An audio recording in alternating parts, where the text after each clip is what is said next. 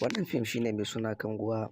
Fim ɗin da su ya fito a Double Row, wato ɗaukar guda biyu, a inda ɗaya na birni ɗaya kuma na ƙauye. Yana ɗaya daga cikin fim ɗin da suka fita a cikin shekarar nan. Kuma sannan yana ɗaya daga cikin manya-manyan fina-finan shekarar nan. Zan iya cewa da dama daga cikinku sun kalli tirela ko in ce tallan da sukan yi a cikin fina-finan da ya saki na 'yan kwanakin nan. Wannan fim dai ya fita, wato Kanguwa, ga duk mai buƙata ko kuma dai sauran fina-finan Indiya muna tsarika daban-daban. Mukan tura fim guda ɗaɗɗai, mukan sa mutum a group na wani sati ko kuma na wata. Kowanne akwai yanayin tsarin mutum wanda yake buƙata.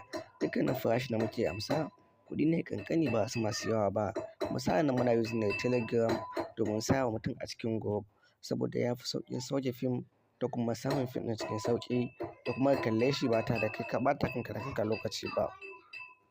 Zan iya ce muku tabbas fim ɗin Kanguwa na ɗaya daga cikin fina-finan da zai yi kyau sosai ba ɗan kaɗan ba bayan fim ɗin Pushpa. Domin fim ɗin dai Pushpa ya riga da ya share gaban shi, domin shine fim na ɗaya a Indiya bayan su Bahubali, su Jawan, su Pathan, su KGF, su Rara a gefe.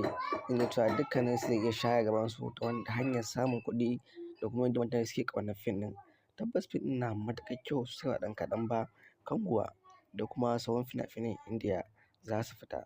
Sa'an nan duk mai buƙata ba tare da ɓata lokaci ba ya gaya mana magana a WhatsApp ko kuma Telegram domin samun zafafan fina-finan Indiya a ko da yaushe ba tare da ɓata lokaci ba. Musamman wanda suke Ghana, Libya, Algeria, Morocco, Cote d'Ivoire da sauran garuruwa da ke Afirka. Kai har wanda suke ƙasashen Europe ma amma kuma suna buƙatar kallon Indiya ba su san yadda za su yi ba. Wannan hanya ita ce hanya mai sauƙi domin samun kowane Indiya kake buƙata.